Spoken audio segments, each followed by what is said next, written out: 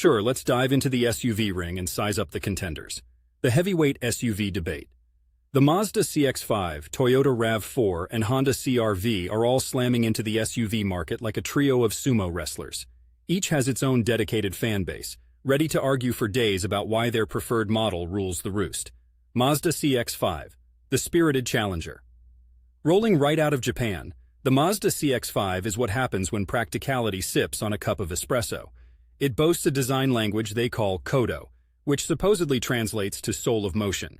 And let me tell you, the thing has curves that will make an Italian sports car blush. The motto here seems to be, if you've got to cart the kids around, might as well do it with some style. Inside, the CX-5 doesn't skimp on quality. You've got materials that feel like they've been picked by luxury goods smugglers, just premium all around. But it's not all about looks. This is an SUV we're talking about. The CX-5 is agile too. It takes corners the way a politician takes donations. Very well. The downside? It's thirstier than the aforementioned politicians. Fuel efficiency isn't its prime talent, especially compared to RAV4 and CR-V. Toyota RAV4, the reliable contender. Then you have the Toyota RAV4, which is about as reliable as gravity. It's the SUV that'll probably still be running when we colonize Mars. Toyotas have a reputation for going the distance, and the RAV4 keeps that promise with its relentless consistency. It's also a frugal little beast when it comes to sipping fuel. And with hybrid options offering an eco-friendly swagger, it's like it's saving the planet one drive to soccer practice at a time. The RAV4's design is a little more rugged than the CX-5, like it decided to wear hiking boots to a casual brunch. And, space-wise, it packs in a bit more cargo than the Mazda. Honda CR-V, the sensible veteran. The Honda CR-V has been in the game longer than some Reddit users have been alive. This SUV is the dictionary definition of sensible.